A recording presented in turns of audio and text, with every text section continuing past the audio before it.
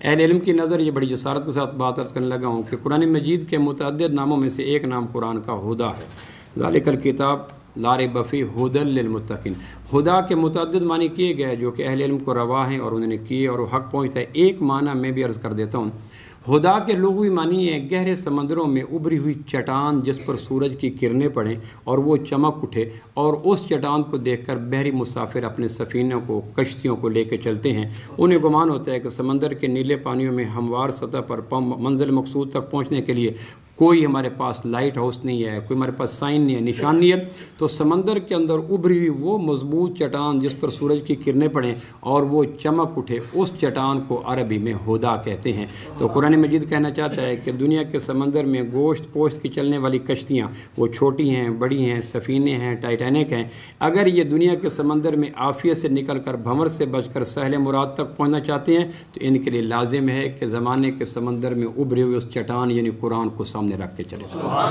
اگر کوئی کشتی چٹان سے ٹکرانا چاہے تو چٹان نہ سرکتی ہے، نہ ٹوٹتی ہے، نہ گلتی ہے، نہ جلتی ہے، نہ جگہ بدلا کرتی ہے۔ جو بھی زمانے کا انسان قرآن سے ٹکرائے گا، وہ کشتی تاجر کی ہو، کاشتکار کی ہو، جوان کی ہو، بوڑھے کی ہو، کھرپتی کی ہو، امیر کی ہو، انگوٹھا چھاپ کی ہو یا پوسٹ ڈاکٹریٹ کی ہو، جو بھی کشتی کم نصیبی سے زمانے کے سمندر کے اندر اس ابری ہوئی چٹان کے ساتھ ٹکرائے گی تو ریالٹی یہ ہے کہ اسی کا مقدر پاش ہونا ہے۔ چٹان نہ اپنی جگہ سے ہلا کرتی ہے، نہ سرکہ کرتی ہے۔ دوسرا، اللہ کے محبوب صلی اللہ علیہ وسلم کے لیے قرآن مجید میں بے شمار متعدد صفاتی نام، اور ایک نام جو میں جسارت کر رہا ہوں یقیناً اس کے لیے علماء کرام کو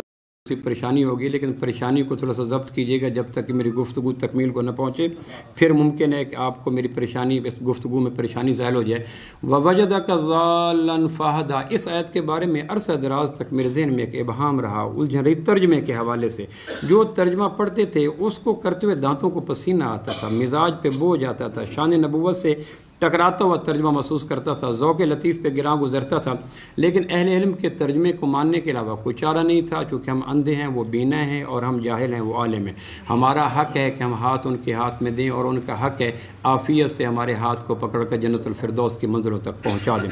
جو علماء کرام نے ترجمہ لکھا میں اس کو پڑھتا تھا، لیکن ذوق اور طبیعت اور مزاج، دل کو کہاں قبول دماغوں کے فیصلے، دل تو محبتوں کے قبیلے کا فرد ہے، تو دل کے اوپر کبھی کبھی بوجھ آتا تھا کہ یہ ترجمہ کوئی ذوق پہ، مزاج پہ، طبیعت پہ اور نبوت کے مقام رفیع کے ساتھ کو میچ نہیں کر رہا، لیکن ناقص ترین عقل تھی، سو اس بارے میں کچھ کر نہیں سکتے تھے، لیکن جستجو کا سلسلہ جاری رہا۔ تو اللہ جزائے خیر دے امام قرطبی رحمہ اللہ کو، ان کو پڑھتے پڑھتے میں نے جب یہ آیت پڑھی تو میری طبیعت کا انقباض دور ہو گیا، انشراح آ گیا، طبیعت میں انبساط آ گیا، وہ جلتے بلتے صحرا میں نخلستان سا کھل اٹھا اور طبیعت خوش ہو گئی۔ میں آپ کو شریک کرنا چاہتا ہوں اس ترجمے کے اندر وَوَجَدَكَ ضَالًّا، یہ اس کا جو معنی اہل علم جانتے ہیں وہ جان چکے ہیں، آپ کو بتانا وہ مقصود نہیں ہے، اور جن کو بتانا تھا ان کو مطلوب پورا ہو چکا ہے۔ تو یہاں جو امام قرطبی نے دوسرا معنی لکھا ہے وہ یہ ہے کہ وَوَجَدَكَ ضَالًّا، کہ میرے محبوب ہم نے آپ کو ضال پایا۔ ضال کس کو کہتے ہیں؟ تو وہ کہتے ہیں، متکلمین کہتے ہیں کہ عربوں کے اندر ڈیزرٹ کے بیچ میں، صحراؤں کے بیچ میں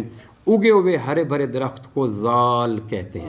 اگے ہوئے صحراؤں کے اندر ریت آگے پیچھے ہو جاتی ہے، صحراؤں کے اندر جب آندھیاں چلتی ہیں تو ٹیلے آگے پیچھے ہو جاتے ہیں، صحراؤں کے اندر کوئی منزل نہیں ہوتی، کوئی نشان نہیں ہوتا۔ ایک رات آدمی سویا میں کل ٹیلے پہ جاؤں گا، اگلے دن ہواؤں کی چھیڑخانی سے ٹیلے گڑھے بن چکے ہوتے ہیں اور گڑھے ٹیلے بن چکے ہوتے ہیں، کیونکہ ریت کے مزاج میں کوئی استقامت نہیں ہوتی، جماؤ نہیں ہوتا۔ سو ریت اپنے فطری مزاج میں مسافروں کے ساتھ آنکھ مچولی کرتی رہتی ہے، ٹیلے گڑھے اور گڑھے ٹیلے۔ اب عرب کے مسافر چونکہ اولین مخاطبین قرآن مجید کے عرب تھے، لہٰذا انہی کے ذوق کو رکھ کر قرآن مجید نے جو تشبیہات مستعار لی ہیں وہ انہی کے ذوق اور فہم کے قریب تر ہیں۔ عرب جانتے تھے یہ بادِ نشین تھے، ہودی خان تھے، صحراؤں کے رہنے والے تھے، ڈیزرٹ کے ساتھ ان کا بچپن اور جوانی کا ساتھ تھا، تو اب وہ جانتے تھے کہ صحراؤں میں ٹیلے قابل اعتبار نہیں ہوتے اور کوئی نشان منزل نہیں ہوتا، تو جب وہ صحراؤں میں چلتے تو وہ کسی ایک ہرے بھرے درخت کو نشان منزل قرار دیتے اور کہتے کہ یہ درخت جب آئے گا اس سے میں دائیں مڑوں گا تو آگے راہ نجات آ جائے گی اور آگے میرا قبیلہ آ جائے گا۔ امام تو امام قرطبی کہتے ہیں میرے محبوب ووجدک ضالن، ہم نے زمانے کے صحرا میں آپ کو ہرا بھرا درخت پایا،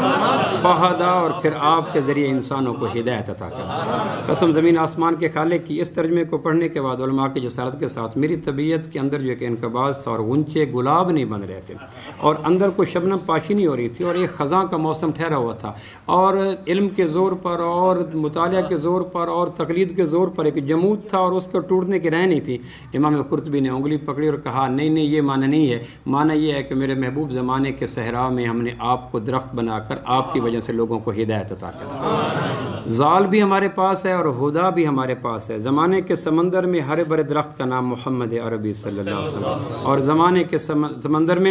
کے صحرا میں ہرے بھرے درخت کا نام آمنہ کے لال ہیں، اور زمانے کے گہرے پرپیچ اور بھمر اٹھاتے اور جھاگ اٹھاتے سمندر کے اندر ابھری ہوئی چٹان کا نام قرآن مجید ہے۔ اور امت قرآن تمہیں کہتا ہے کہ دیکھو میں نے تمہیں ذال بھی عطا کیا، ہدا بھی عطا کی، اس کے بعد تمہارے اندر پھٹن ہو تو کوئی طبیعت مانتی نہیں ہے۔ اللہ کریم عمل کی توفیق۔